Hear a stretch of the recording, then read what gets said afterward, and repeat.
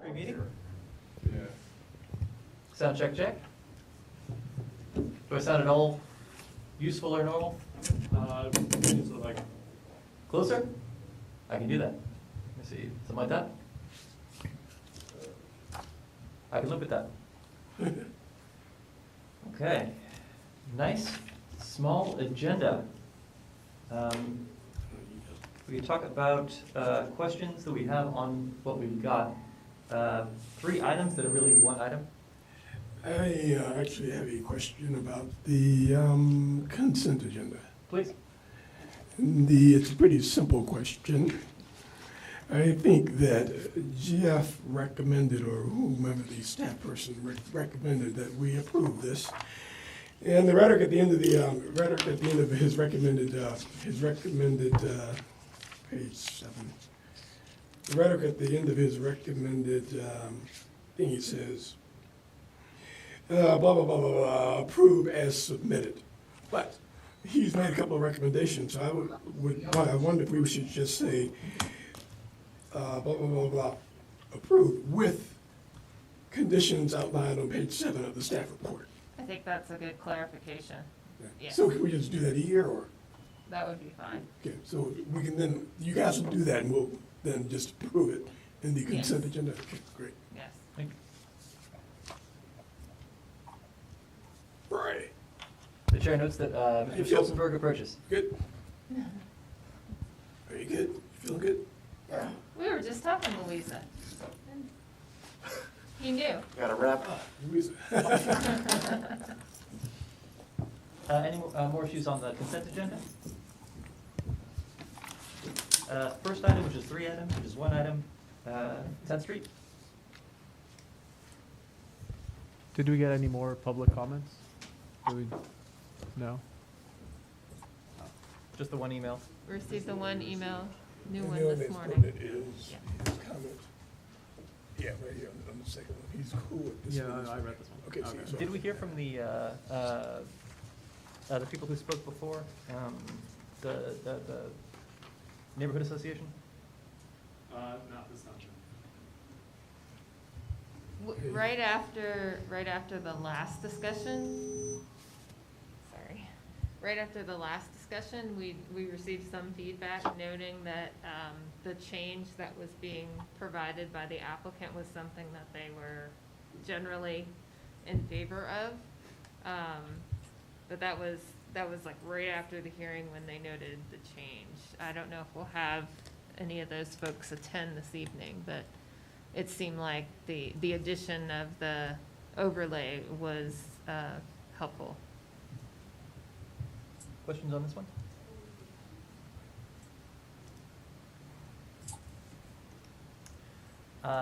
Off the regular agenda, and I think this one will be the potentially the most interesting discussion about the bus driver shortage.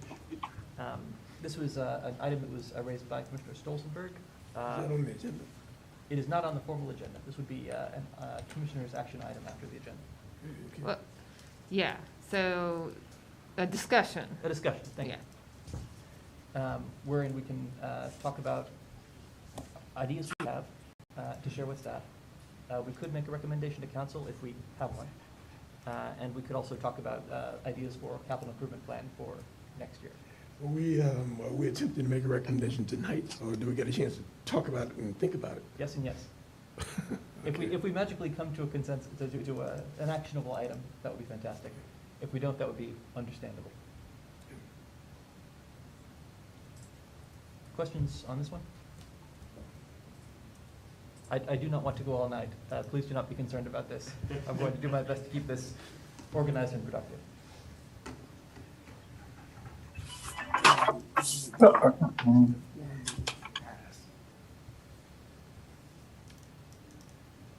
Anything more? We're 5 minutes in. We've got time for basically anything. Can we talk a little bit, Missy, and he's not here. Can we talk just a little bit about the emails I sent back and forth? You rather defer that until another time about the comprehensive, the Board of Architectural Review and the steep critical slopes. You want to do that later, or? Because I don't want to put you on the spot. I'd rather have a chance to chat with you and James one-on-one before I debate with No, you. I think it's fine either way. Mr. Mitchell had some comments concerning the diagnostic report, which we're in the comment period, so that's definitely an appropriate timeframe.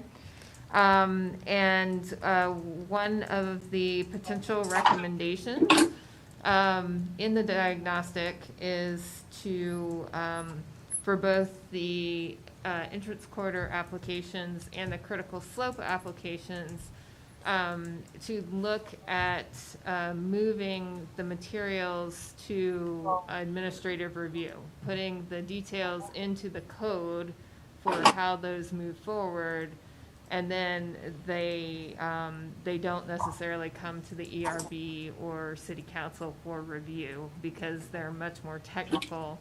And we anticipate that this will be an item that will be of interest for discussion about whether it makes sense to go that direction or not.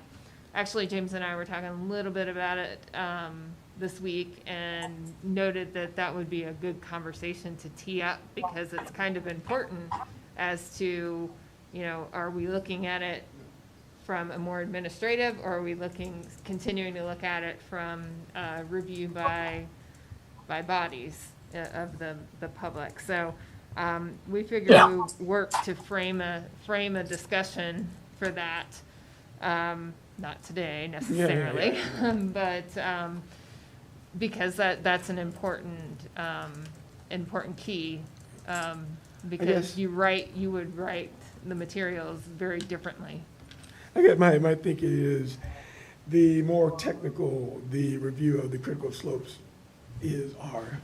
critical slopes review is I think I'm cool with that, because I mean it would hold the developers to a higher standard. But I think the entrance corridors, they have cultural layers and subjective layers, and I think it's more difficult. And again, I'm not an architect, so hoping the architects. That's why I sent the question to the architects. I think you need to have a human feel for what goes into an entrance corridor. I mean, and just based on the cultural taste and. But I wonder what you guys think. No, I agree with you. I don't mind it being reviewed by staff. I'd like to know that the staff, the appropriate staff, are looking at it. I know some of these reviews require several different departments to look at it. The staff from several different departments. And from experience, I've also heard that sometimes they have the time to review it, and sometimes they don't have the time to review it appropriately.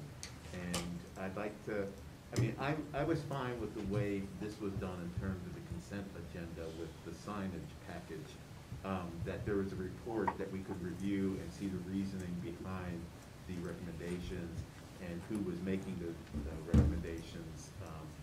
And so I would prefer something like that where it was in the consent agenda and there was a report that we could follow through. And if we had objections, pull it out of the consent agenda and then ask questions, or not objections, but if we had questions, if we had things that we were not sure about or wanted to follow up on, I'd prefer that sort of approach. Something I've seen from staff. Oh, please. I was gonna say, yeah, I agree with that, that makes sense to me, or even if it goes to, instead of us, the Board of Architecture review. Yes. Yeah. I would love to see that responsibility move to people who have a great appreciation for the aesthetic. And that'll lead to even more fun discussions, just because the BARs, what they're focusing on and looking at is a very different set of guidelines than what's under entrance corridor, at least right now. And so. Yeah. I mean, the BAR would just take on the bar responsibility. I mean, the ECRB responsibilities is two boards, but it would fall Right, under there. but two separate guidelines, so it's kind of two brain sets, kind of like you guys have to go from PC to EC, it's still kind of two different paths, because the BAR is thinking under this set of guidelines that they have here, whereas the EC has a completely different set of guidelines. And so, that has come up before. I mean, these are all considerations that have been out there, and where it lands, who knows? But, it's good that we're getting the feedback. And I know the BAR is trying to update their guidelines and, well, just that. So it may be a good time to do that with the entrance corridor guidelines, to look at both of those and create two different documents, that then the BAR could, do both, or it's still kept separate. I think the guidelines need to be updated. But Missy's right, the BAR's, their guidelines would look at things in the entrance corridor very differently than the entrance corridor guidelines. Ms. Russell, did you have any questions about the agenda? No. Thank you. A structure that I've seen, that I found productive, was staff seeing an issue and then bringing it before us in like a work session. That sort of format, I think, can be productive. Yes. I think, Liz, you had a pretty interesting question. Did you get the answer that you wanted, and what was the root of the question? I think so. I was having a hard time kind of finding the place in the code where individually protected properties were treated, how that correlated to the major architectural control districts. Because once I saw that it was treated as a minor, I was like, what does minor need? Anyway, what Jeff clarified was what did he say? There was some phrase that Protected property. protected property, and then it was like, bing, everything Yeah, kind that's the of flew and code word. fell into place. So that made me feel better. What I was worried was we were somehow missing the opportunity to have any sort of review of alterations or, anything other than just demolition. So I appreciate he's on there, appreciate the explanation. Thank you. Do we have anything further we want to discuss during our pre-meeting? If not, I'd suggest a short recess until 5:30. Great.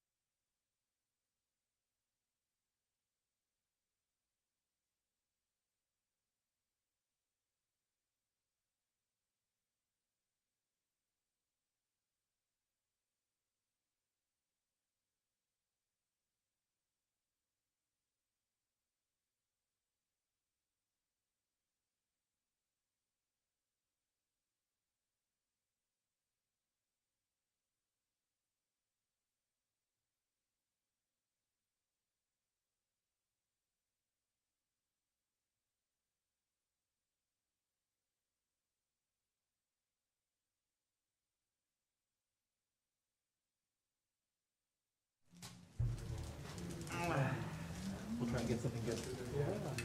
That was the whole reason I applied. Kept seeing you guys eating the pizza. I want some pizza. The Yeah, we Chinese- used to have pizza or Chinese food or sticks Chinese before every food meeting. sticks, yeah. Yeah, like six.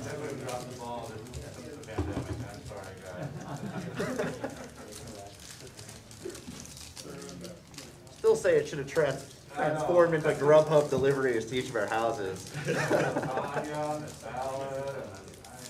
So we're wondering, where'd that budget go?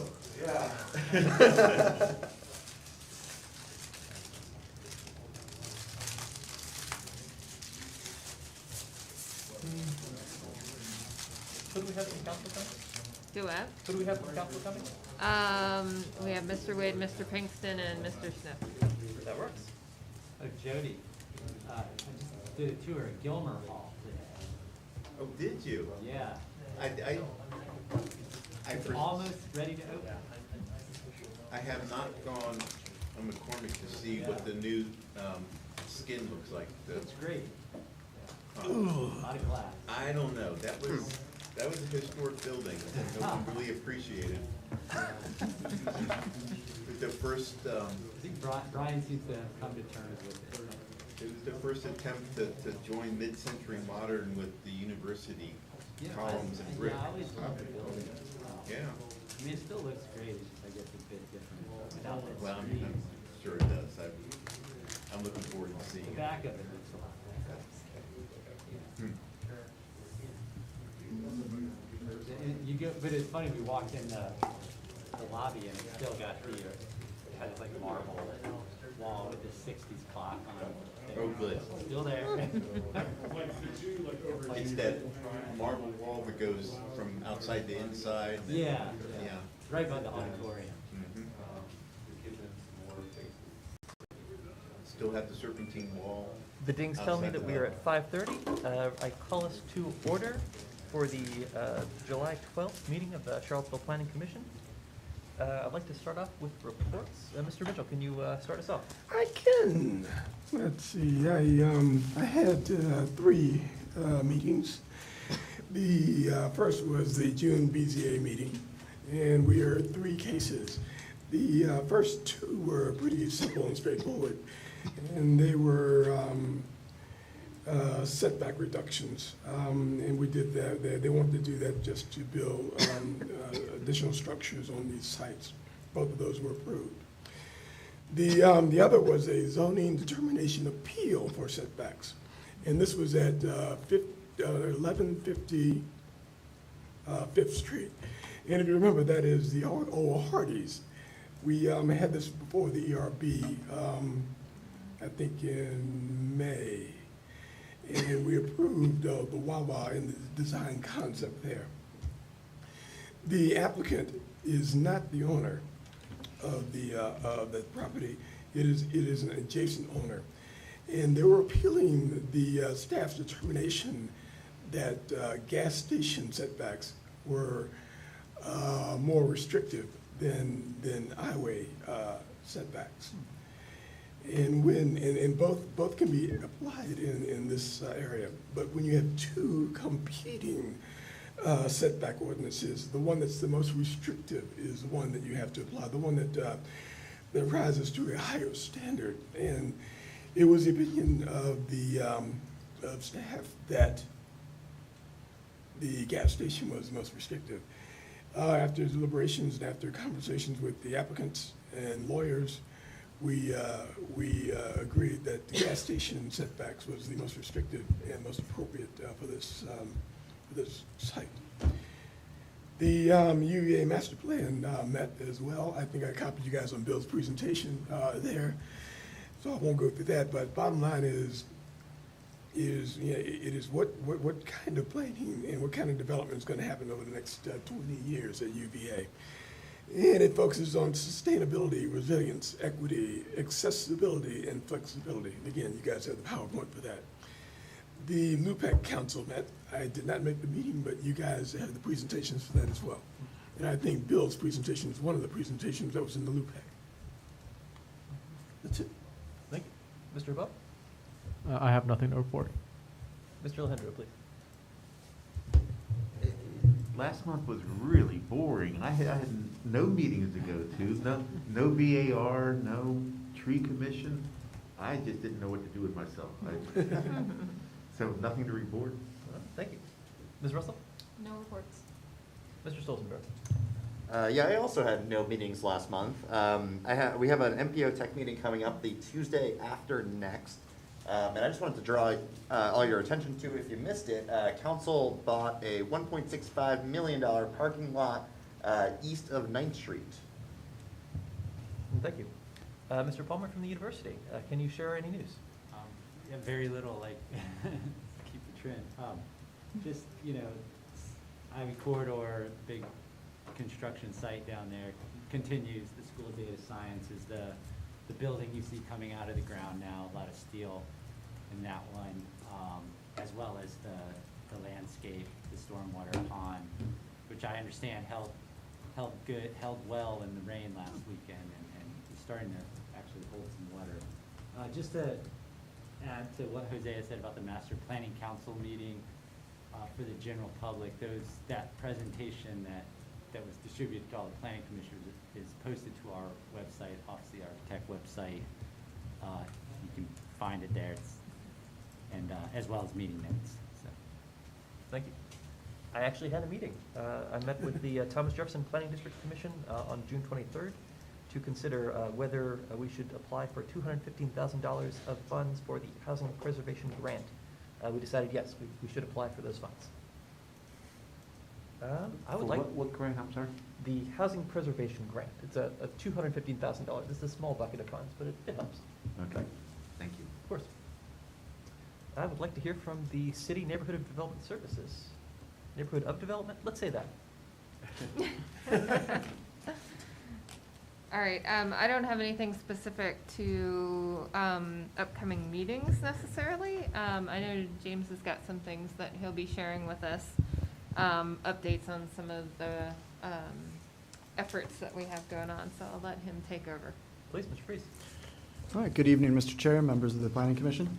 So I have my regular update on our Seville Plans Together zoning rewrite efforts.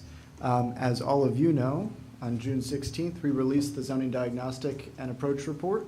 I hope everyone's had a chance to review it at least once so far. So as you guys know, the report outlines basically a slate of ideas for how we can modify our zoning to implement the comprehensive plan that you all and City Council adopted last November. We then held a successful event, June 27th, over at the Ting Pavilion. We had approximately 200 people attend over the course of the 4 hours that we were there. And our intent for that meeting was really just to answer questions about the report we released and begin the process of collecting comments, ideas, concerns about what's in that report and what's to come with our rewrite of our zoning ordinance. Our public feedback period lasts all the way through to the end of August. But one of the steps we're going to be taking here for your August meeting is we're going to issue a new or an updated FAQ based on some of the comments and questions we've already started to receive, and accompany that with a memo. What we'd like to do is take all of the questions and comments we have begun to receive from you on the Planning Commission and others, put that in a memo and create some time in the August meeting to discuss those topics. I understand some of that discussion already began tonight, which is great. But we figure we'll create some dedicated time at the August meeting to start to discuss the content of that report and each of your individual comments and questions. So to that end, I'd like to encourage everyone here to submit or get back to us your comments and questions by the end of July so that we have time to turn something around for the August meeting. Overall then, as we're moving forward with this report, as I said, the feedback, public comment feedback period of time ends at the end of August. That sets us up to finalize that document, create a final draft that we can then present back to the Planning Commission and City Council at your second meeting in September, the work session meeting in September. So that's the time frame we're aiming for, and then that moves us directly into the drafting phase. The other big thing that's coming up is at the beginning of August, we will be releasing the inclusionary zoning and market analysis report. So that, the market analysis piece of that is the piece looking at how might our real estate development marketplace here in Charlottesville react to this new zoning? What can we expect in terms of the timing for new development, the types of new development that might happen, and where it might happen, based on our existing market conditions and kind of what we can know today. And of course, the inclusionary zoning piece of that will be looking at what the proposed inclusionary zoning aspect of our new zoning ordinance would look like. So again, that report at the beginning of August, so we'll have an opportunity to begin just talking about that at your first meeting in August. That's all I have on that. Any questions, comments, anything I need to know about on the zoning rewrite project? Questions? Thank you. Great. Very clear, thank you. That's all I have for this evening, so thanks very much.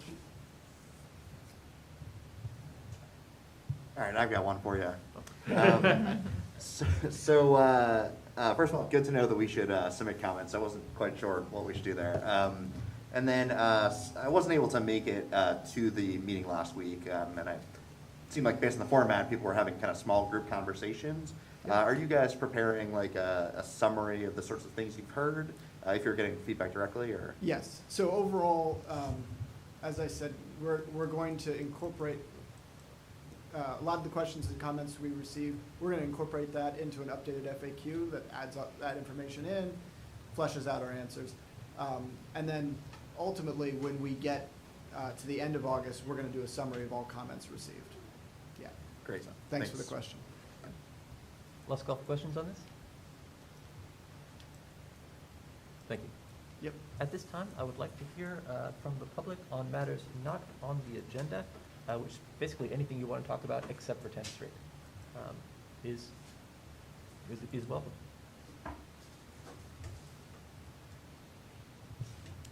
All right, well, we'll both be working through this. Do we have anyone who is in the room who is interested in speaking in matters from the public? All right, we'll turn to our virtual audience. Is there anyone in our virtual audience who would like to speak to an issue that is not on the formal agenda for this evening?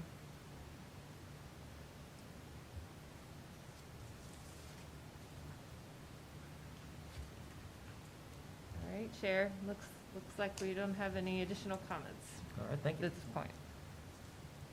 At this time, I'd like to consider the consent agenda. I understand there was a change that was being considered. The only change that I recommended is that we end the recommendation, we follow the recommendation outlined by staff, but ended with the conditions outlined on page 7 of the staff report. Is this clear? Mm-hmm. Can I get a thumbs up on that? Is it? Okay, I see thumbs. I believe that passes. You didn't do the minutes. Minutes? Minutes were not on the consent agenda? There's a set of minutes on the consent agenda You as just well. approved my thing. Oh, I see. Can I hear a separate motion on the consent agenda? Do we need a second to the motion? Or I'll move to approve. I see a motion to approve, Second. and I hear a second. Let's try that vote. Works for me. Apologies. And that's what I have for this section. Actually, okay, that includes the sign plan. I think we're good until 6 p.m. unless you have anything you'd like to discuss. I don't know how long Rory's thing is going to take. It's going to take, I want to use the time to Oh, at least Yeah, that's begin. not bad, sure. Well, we're here anyway. Mr. Schulzenberg, do you see any issue with that? No, that seems fine. Great. Ms. Creasy, can you introduce the topic? Sure, so it'll be a little bit of me and a little bit of James and then a lot of you guys on this. But we received some comments concerning the bus driver shortage that is occurring, and This is a concern that the city has, but it's a concern that we're having all over Central Virginia, and I'm sure way beyond that as well. But the city has a pretty robust program that they're putting together to address how they're addressing the shortage at this point in time, and some pretty innovative things on there. So hopefully you all got a chance to take a peek at that. If not, we can make sure that you get the direct link to the website for the activities that are occurring. There's a lot of different things, including engaging volunteers, setting up mobile school buses, getting crossing guards in additional locations. So there's a lot of activities that are going on right now. There's a number of community meetings that are scheduled to take place, and this is through the school system and partners that they're working through. So that came to the attention of the group here, and wanted to have a little bit of an opportunity to talk about the things that the Planning Commission can do to support efforts that focus in this realm. Do you want to take over from here for a while, and we'll just pop back and forth? Sure. Okay. My apologies, I actually thought we were doing this at the end of the meeting, so I was. Well, things change. Fair enough. So we're Fair just enough. moving this until 6. We'll probably, I don't know, we'll figure it out so that we start at 6 on the hearing, so that we honor the time of Yeah. others. No But we worries. can at least get started.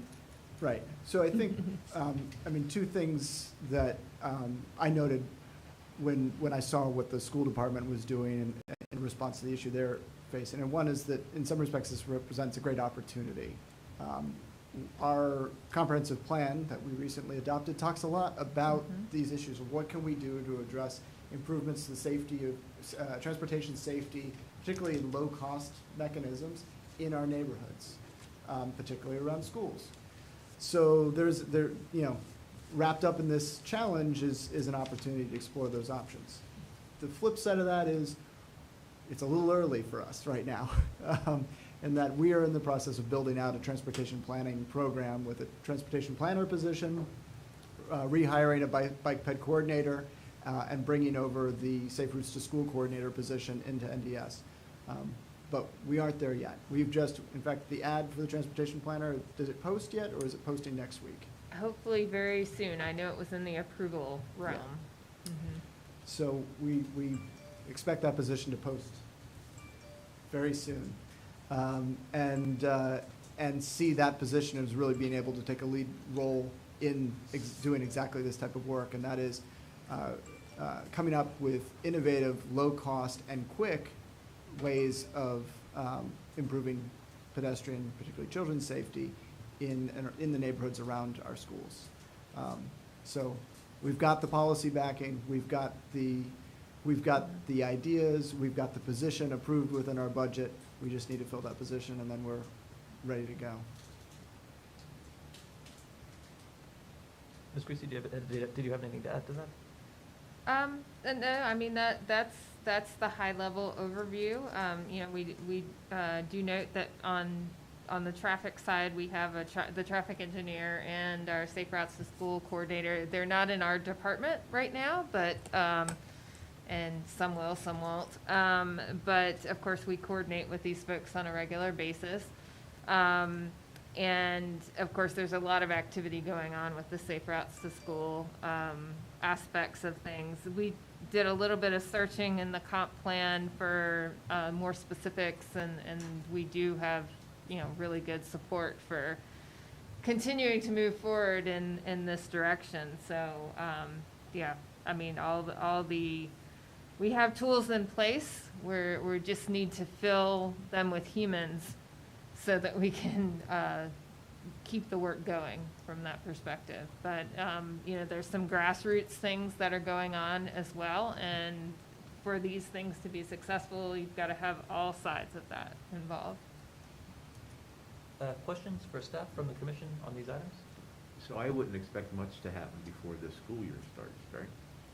I think even if we had staff in place, it would be hard to to get something together before the school year starts. I've done, for example, one of the go-to things would be to do curb bump outs at intersections, right? It's a significant safety improvement, and you can do that with paint and potentially flex posts. But even to do just that, you have to pull together some, you do need to do some engineering design, you need to coordinate with the Public Works streets folks, coordinate available materials and time. So maybe within 6 weeks, but that would, even if we had the staff available right now to do the work, it would be hard to do it in that timeframe. But I think A, the school department's plans are actually really good. I think they have some good solutions in place, and B, I think we can build towards that and start contributing towards the safety improvements they need to make as we go forward. And not have to wait for another year to implement a complete plan that there has been thought through. Right. Good. Right. I think this is something that we can move on incrementally as the resources become available. Great. And I mean, I think that if the planning commission wanted to do a letter to council supporting those types of activities, that would be certainly appropriate. Additional questions? I think a letter to council supporting that sort of activity sounds like a good idea. And then, you know, the flip side of just staff time is the actual money needed to implement these things. And is it safe to assume that there isn't within the currently allocated budget enough money to really, you know, address the things that these staff would potentially want to address, or potentially to hire, you know, outside traffic engineers to take some of the load off our in-house resources? I think I'd want to spend a little time scoping it out and understand how many streets, how many neighborhoods we'd be looking at before I want to answer that firmly. But, I mean, we don't have an identified line item for that right now. So we would be cobbling together money from other sources. Would it be safe to say that more money would help? It's almost always the case.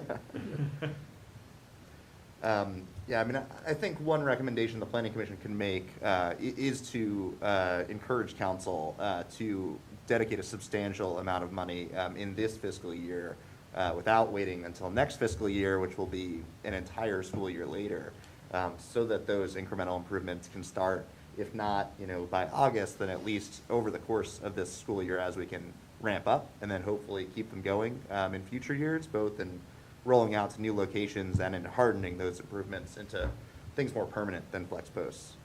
As we saw, as I mentioned earlier, council just spent $1.65 million on a parking lot with 40 spaces. It seems to me that we can find money within the currently allocated CIP that could be reallocated to make sure that kids don't get run over by cars on their way to school. Additional questions or comments?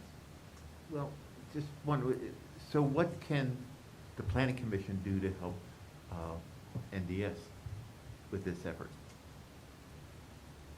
Well, once the position's posted, if you know people who are interested, we would love that support. If you know folks in the transportation planning realm, you know, that it's really coming down to having the humans in roles to be able to move things forward.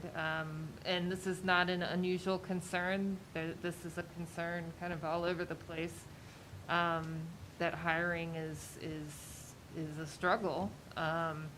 But you guys know lots of folks in different realms, and so, you know, that would be one thing that would definitely be helpful.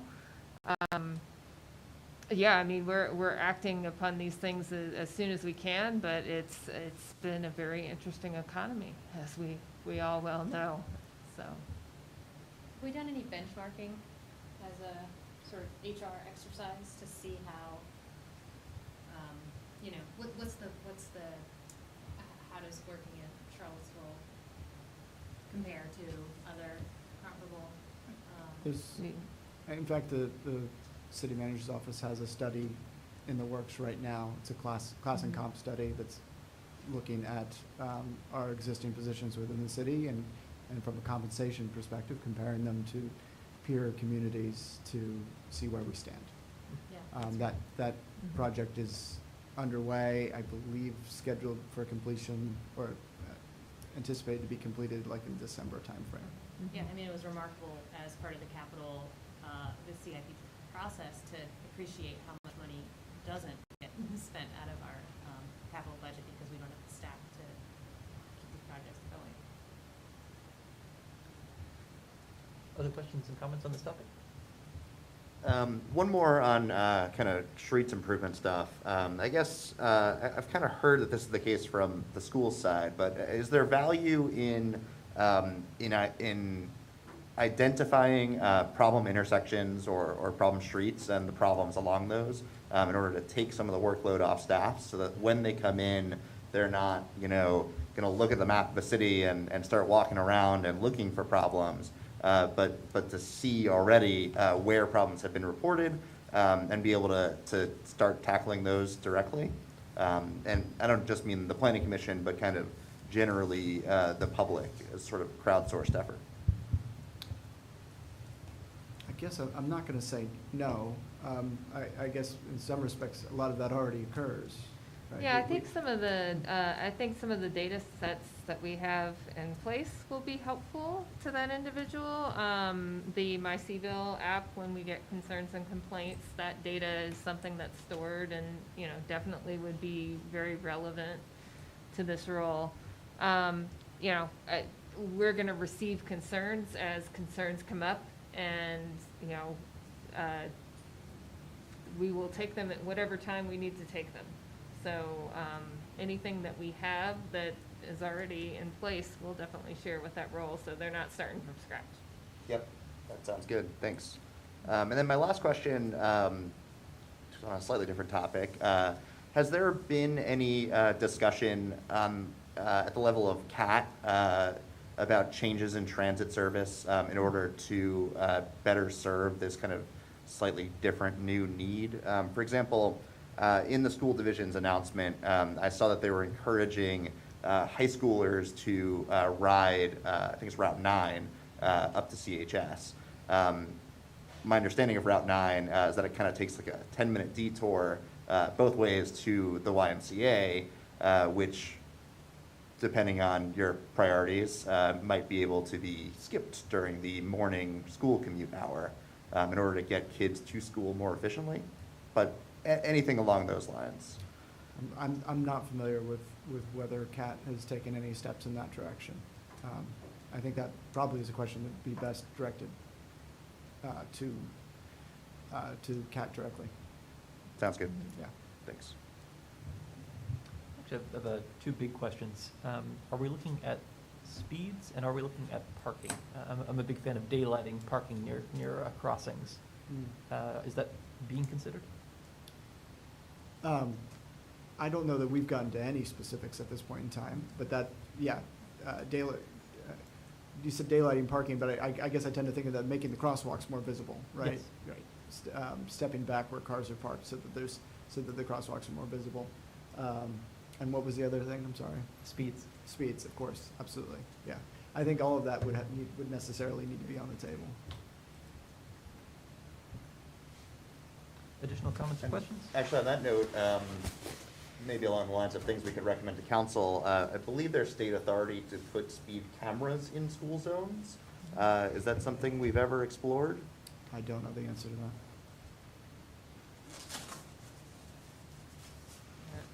I'm not aware of that being explored in the city side. I know there was some county exploration of that a couple years back, but I don't recall anything on the city side. Gotcha, thanks. I think it's a relatively new authority.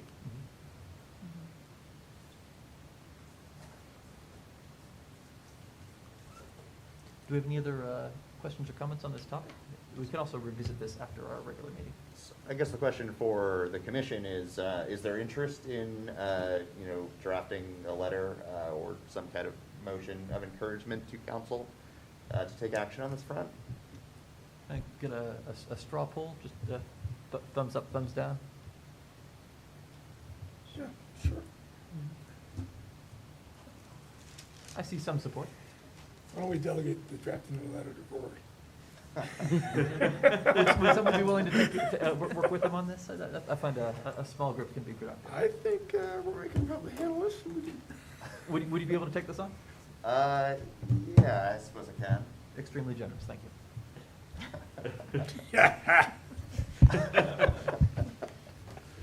So I just want to say we here, we know what's going on. It doesn't have to be, you know, a war and peace type of document. So we understand the issues, and we're hearing a lot from the citizens now. So I just wanted to.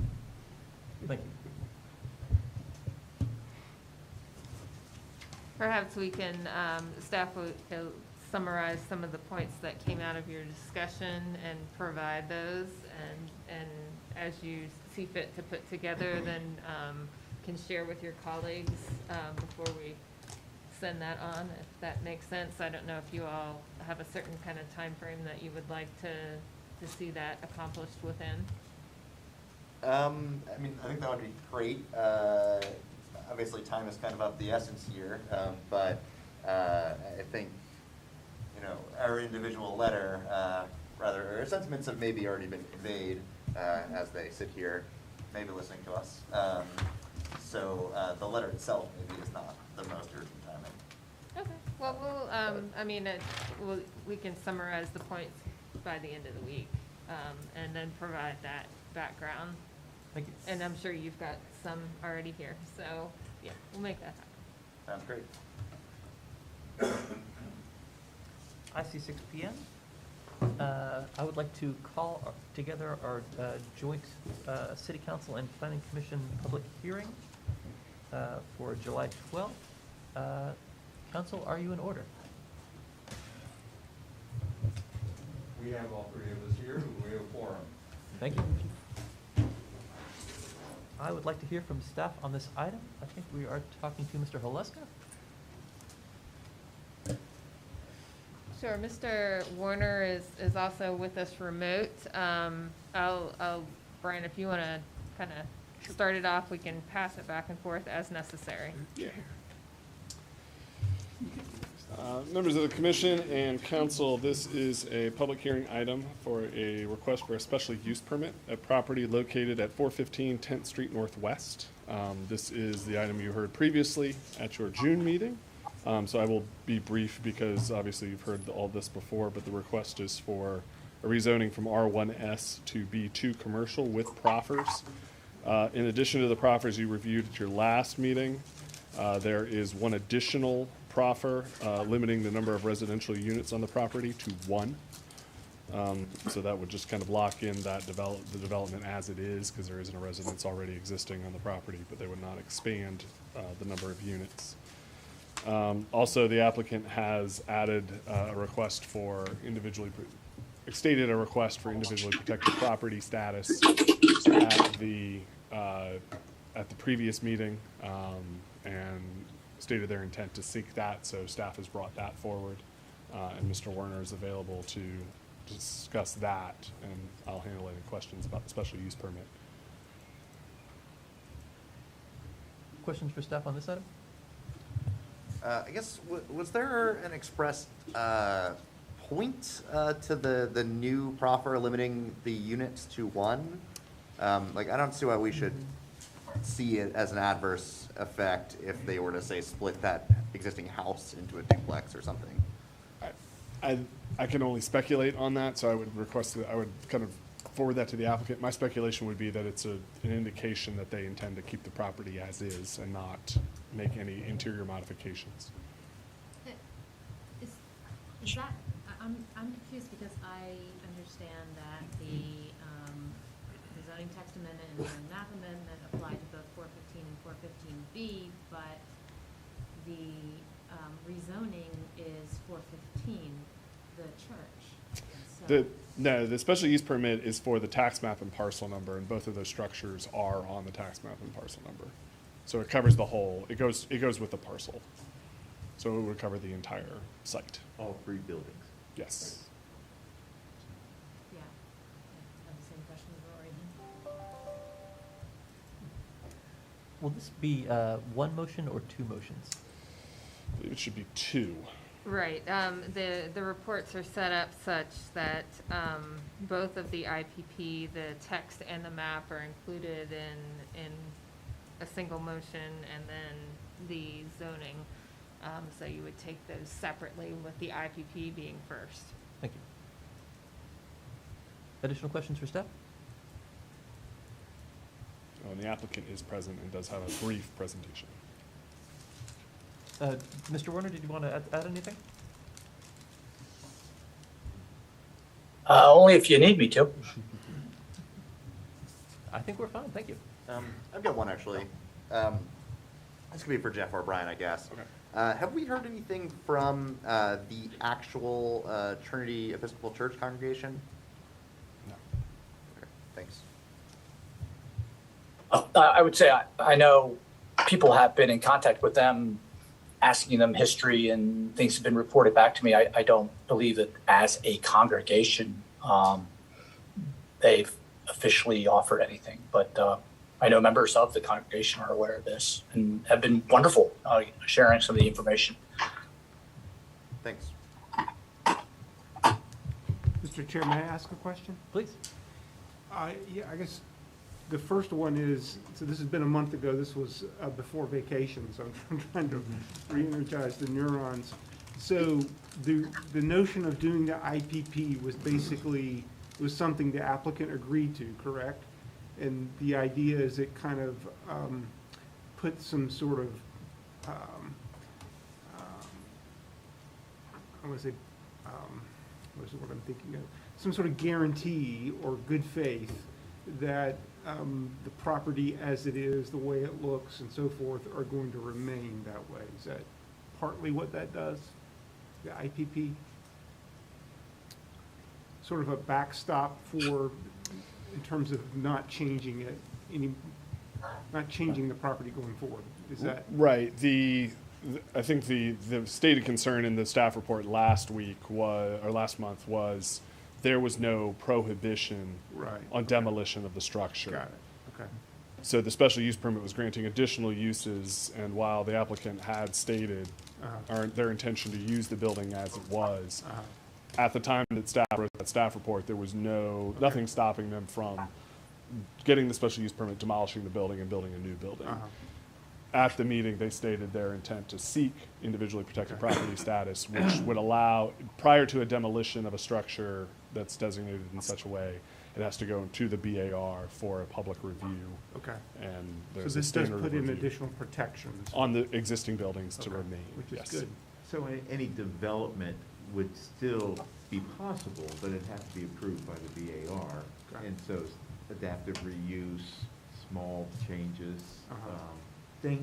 changes that do not impact the historic character of the building, as interpreted by the BAR and as documented in the National Register surveys. Okay, thank you. And I read this, I have read this, and I'm having a hard time, I didn't bring my computer with me, but the proffers, so the notion is to change it from R1S to B2. And so what that, with the proffers that were put in, and then also with what, B2 is available, what would be the sorts of things that they could do in that space, and the sorts of things that they could not? In other words, things that people in the neighboring streets would be worried about. I think that in the way they've structured this, those concerns are mitigated. Right, so the applicant in the original submission that we reviewed last month, and again tonight, there is a proffer that the applicant has submitted that would restrict the uses, the additional uses of the property beyond R1S. R1S does allow a house of worship, it does allow single-family residential. The additional uses that would be permitted with the rezoning to B2 are art gallery, auditorium, private club, music hall, educational facility, technology-based business, and office. So there may be other uses that are permitted as by right or special use in the B2 district, but they would not be permitted because of this proffer on this property. The ones that you just listed. The ones I just listed are just the ones that are being permitted as a part of this rezoning. So they are being permitted, so Yes. music hall and the other. Right, but Okay. I think if you look at B2, you'll see convenience store, retail, those uses are not permitted, even though they're by right in a B2 district, they won't be by right So here. basically, this specifically limits what can be used there, what the use can be, and it's the Right. items that you just mentioned. They're adding those 7 uses to the, as acceptable uses on this property. Got it. Thank you. Additional questions for staff on this item? I've got one more, actually. So in the existing zoning, it's R1S, right? That allows single-family residential. Is the lot subdividable, or is it too small? Look at the size. I doubt it's Roughly it's a- 8,500 square feet? 8,500, definitely not. Minimum lot size in R1S is 6,000 square feet, so you need 12,000 to subdivide. Additionally, there's several non-conforming structures on here, so any change of lot lines or anything is going to get really complicated real quick. So in R1S, there's single-family residential and there's house of worship. Let's say a church didn't want to rent the space. The only remaining option, I guess, would be to turn it into a single-family residence. But since there's already a single-family residence, the former rectory on the parcel, you couldn't have 2 of them, right? So it would just have to combine them both into one large single-family residence? Correct. Yeah, if there's one unit on the property now, it can't be turned into a duplex because a duplex is not permitted in that zone. So you are correct. Okay, thanks. Yes, I have a quick question. This is probably leading into a question for the applicant later. But on that, would there be a way to structure it so that it would be open to our new comp plan, general residential regulations for what would be allowed on R1S, instead of locking it down to just one unit forever? I think this topic did come up briefly last month, where it's kind of a larger discussion around the general rezoning and redrafting of the zoning ordinance, of what we're going to do with properties like the proposal here or pre-existing zoning, previous rezoning applications that had proffers attached to them. And if you do a general rezoning, you may wipe those proffers out. Now, that's probably ultimately a question for legal counsel as well. But I think that ties into that, where that's more of a general discussion of what do we do with R1S zoning if we do a general rezoning across the city. What does R1S turn into, and what's the scope of that?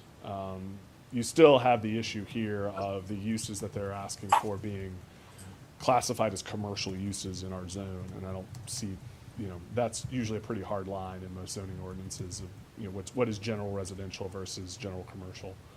And the 7 uses I mentioned are almost always classified in a commercial setting. Additional questions? I would like to hear from the applicant at this time.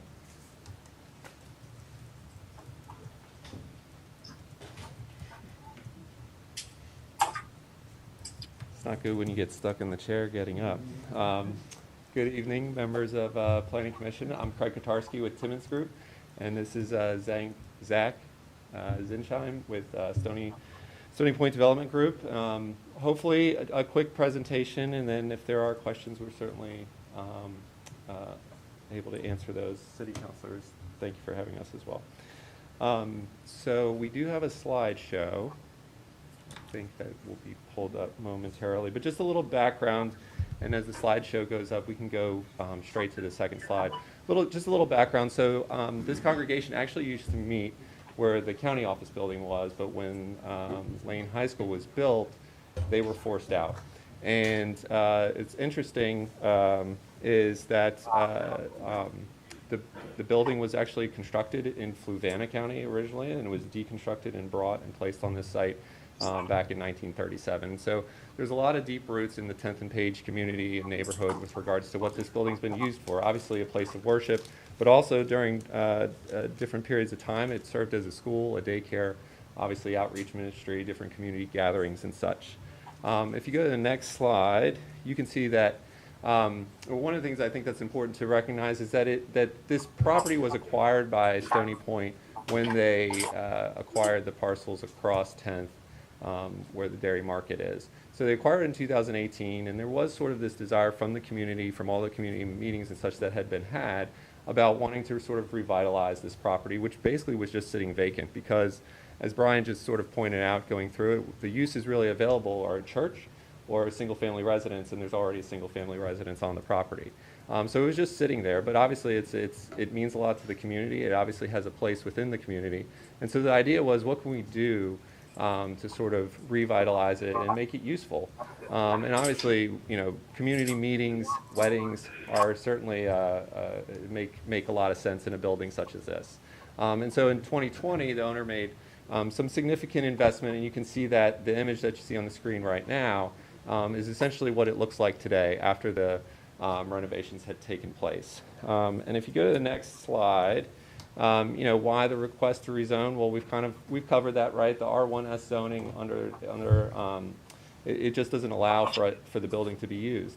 And so, as Brian went through, what we're hoping to do with the B2 zoning is to allow for things like weddings, social gatherings, allow it to be used as a music hall or an art gallery and those sorts of things, bringing it back and kind of restoring the vitality to that building once again. And then the last slide, I think the last slide, so proffers. So we talked about foregoing the additional residential uses in excess of one dwelling unit. To answer some of the questions that came up, that was actually in direct response to some of the things that we heard at our community meeting. Some of the uses also allowed under B2 zoning would be sort of an apartment type building. So we wanted to ensure that that was not, this isn't a bait and switch. It was really, there is some desire of wanting to restore vitality to that building itself. And then, you know, all the other non-residential uses besides those that are listed that Brian went through, we're looking or proffering that we would waive those out of this zoning. And then additionally, we've also noted that there would be no additional ingress or egress to the subject property. And then lastly, the individual protected property designation that would go on top of that. I guess that's not necessarily so much a proffer of this, but sort of a separate application. So generally, that's the presentation, but we're certainly available and willing to answer any questions that you all may have. Questions for the applicant? Is it safe to assume your proffer is not for no more than one DUA units per acre? Gets that on that slide? Yeah, I think the way that that's listed on that slide is probably incorrect. It should be one dwelling unit, period. Additional questions? I think I can guess as to why it may not be ideal, but can you explain why a daycare might not be viable? It's a good question, Zach and Stony Point. I think, again, the intention going back to always being our original thought, first and foremost, a gathering space for the neighborhood, the community, and secondarily for the ability to hold weddings. Just being able to restore the church in the closest form to what it is and what it has been historically. Can't speak to daycare specifically, but that's always been the goal and intention. The only other thing that I would say with regards to daycare and that consideration is just the traffic component of that, and also with little kids and drop-off zones and things of that. It is a busy intersection, and there's some challenges from that perspective. This is one of the reasons why we have the proffer in there with no additional ingress or egress either. Mm-hmm. Yeah, the access is what I was thinking. Yeah. It just struck me when you said that was a historic use, right? Right, yeah. Thank you. Do you know when it was last used as a daycare? I do not. Nor do I. And that special use permit would lapse if it wasn't used for 2 years, right? Yeah, that becomes a legal question. If it wasn't an abandoned use, based on the legal perspective, then that comes into play. Thanks. Additional questions for the applicant? Council, I'm looking in your direction. Thank you very much.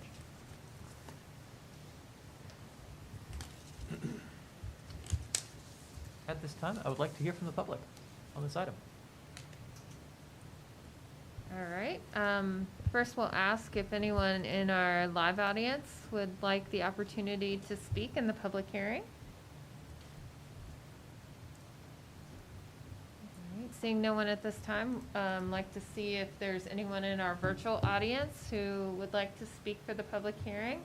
If you're interested in speaking, please use the raise your hand function in the Zoom webinar.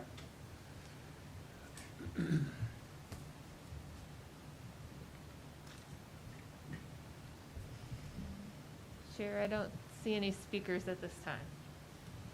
I would like to close the public hearing. At this time, I would like to hear thoughts from the commission on these three items, which are also kind of one item. So this is basically what we asked for, and I support the application.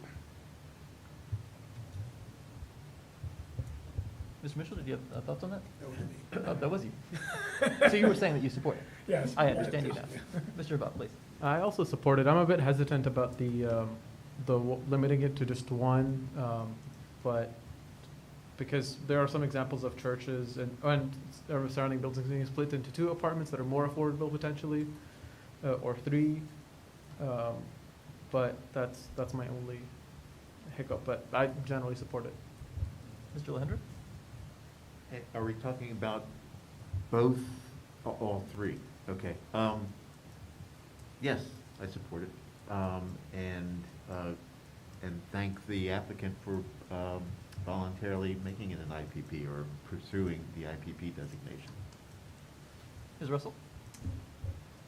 I am generally supportive, and I think it's maybe worth considering the overlay, or maybe that's not the right word, but the sensitive area designation that this structure, these parcels fall within.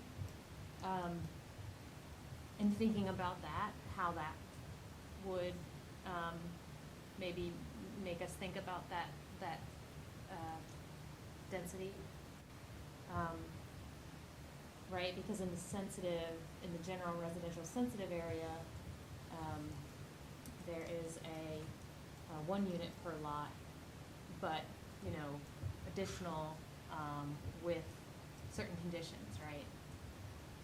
So I just maybe think there's something to follow that precedent that might set.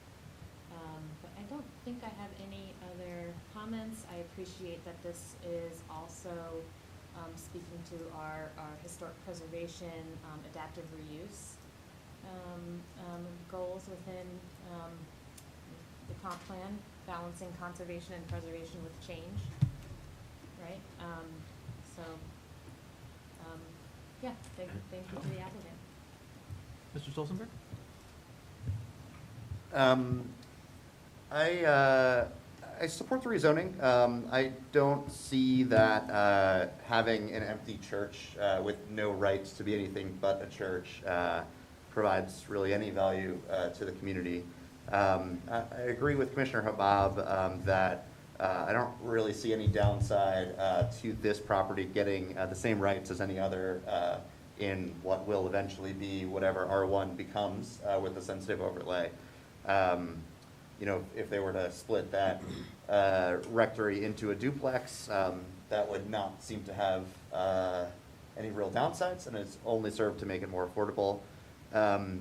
I don't really see how keeping this property kind of in amber in the existing state will make or will lessen pressure on displacement in 10th and Page, or make the house that just sold for $550,000 on Page Street sell for any less.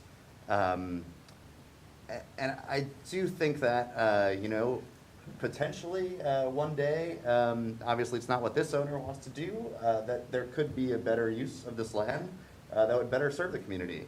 And without even the actual church whose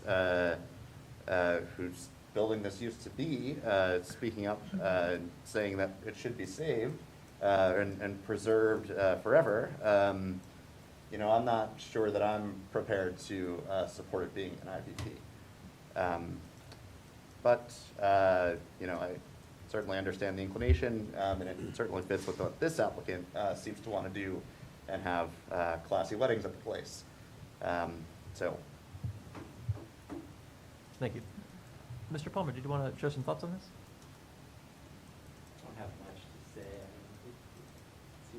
general support. It's great. Maybe this is the type of project that in the future could be a bit of a template for some of the other church properties sprinkled around Charlottesville. Thinking of like the Women's Chapel, places like that, which is not as good as repairs as this one. Oh, please. Just a comment regarding Rory's comments. I would ask that we remember that this is an important icon to the African American community. So for that reason, we ought to give some additional consideration for the need to preserve it. Thank you. Thank you. Mr. Pinkston, do you have any thoughts on this? Just that I support it. I think that the points that have just been made by Mr. Mitchell and Mr. Alejandro make sense to me, and I would second. Mayor Snook. I don't have any real thoughts on it either. I'm generally supportive.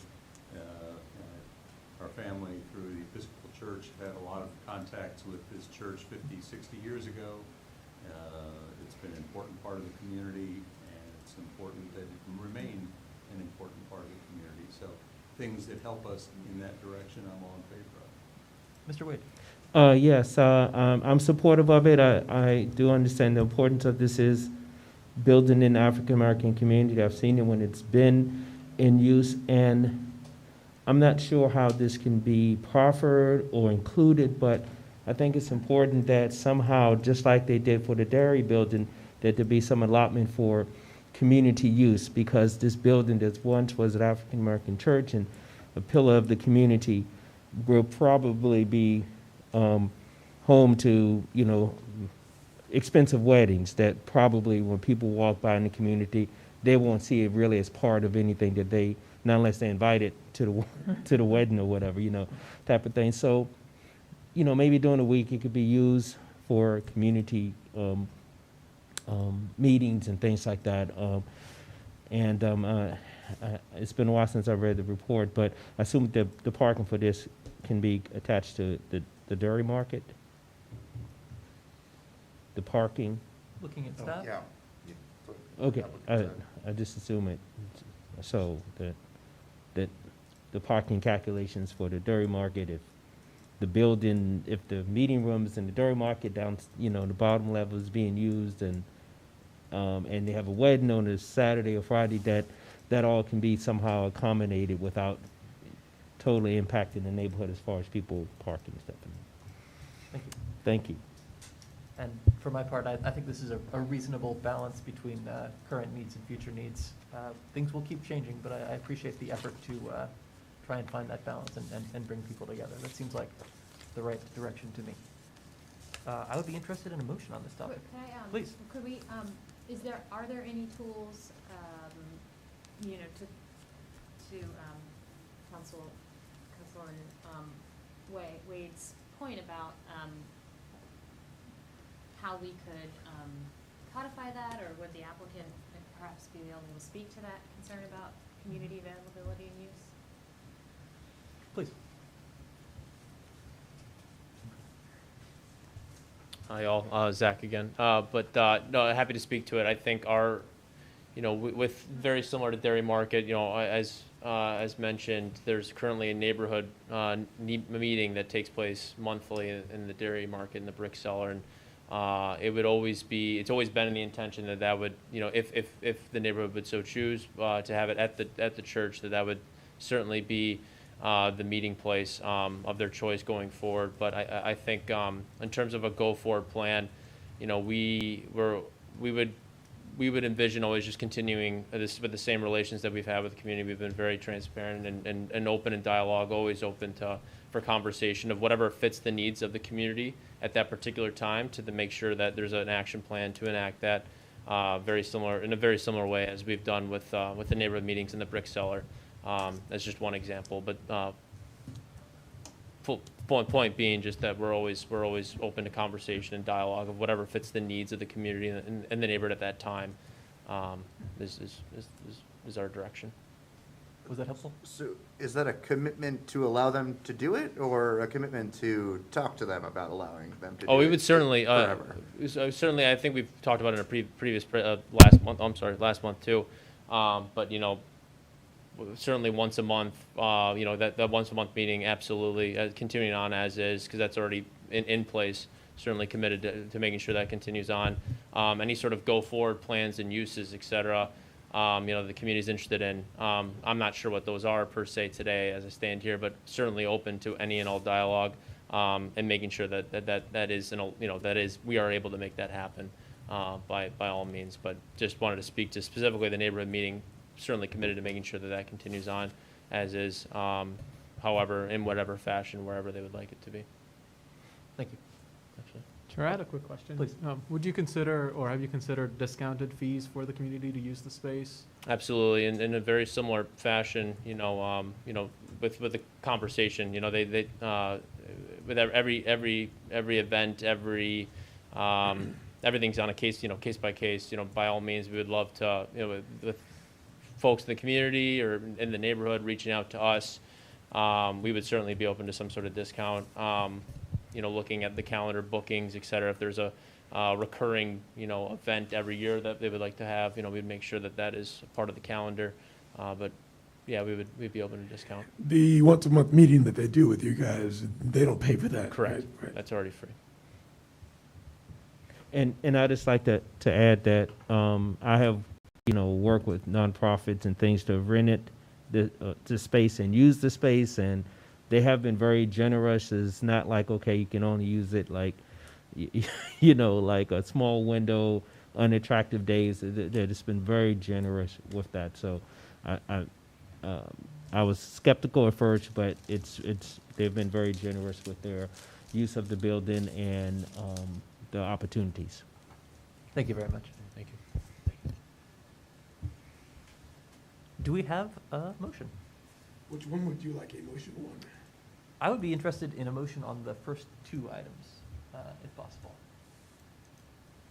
Is that the suggested motion that's in here, or do I have to craft something? No, you can use these suggested motions. That is permissible. Yeah, don't make me be creative. Only in grave circumstances. So, Mr. Chair and Commissioners, I move to recommend that City Council approve ZT 22-00001 and ZM 22-0001, amending and reenacting the zoning map incorporated within Section 34-1 of the Charlottesville City Code 1990 as amended by rezoning of 415/415B 10th Street Northwest, parcel 446, to add a historic overlay district designation to the property, and also amending and in reenacting Section 34-273 of the Charlottesville City Code 1990 as amended, to add this property to the city's list of individually protected properties. Do I hear a second? Second. Ms. Creasy, would you call the roll? Sure. Mr. Lahindra? Aye. Mr. Havad? Aye.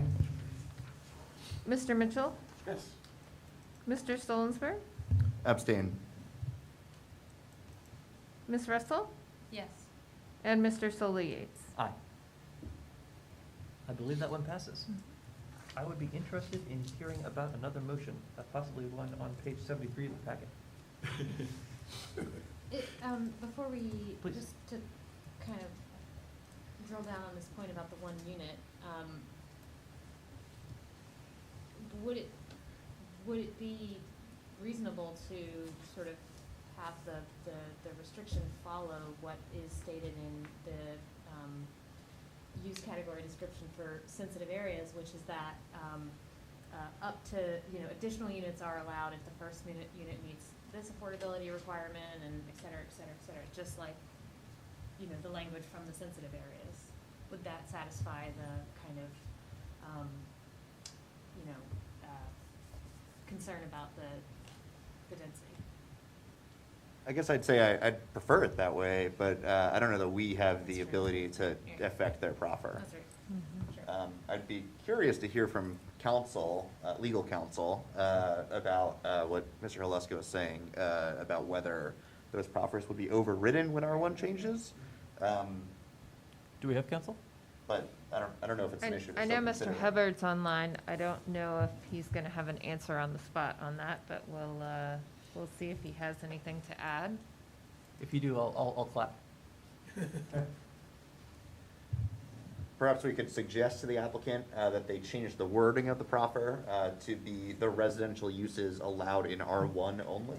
What specifically is the question? Can we change proffer to conform with our code, I believe, is the question. Is that fair? No.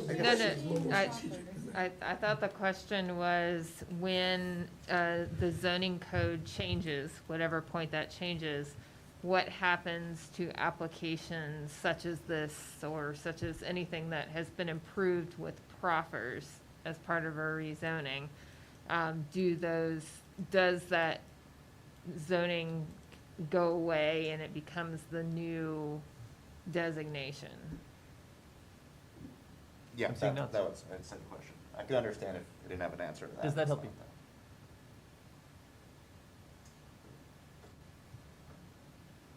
It's a pretty complex question, so I'm It is. not sure.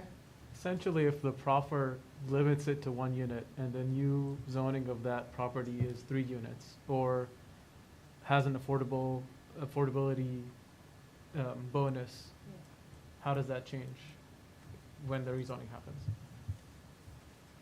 We will also accept a punt.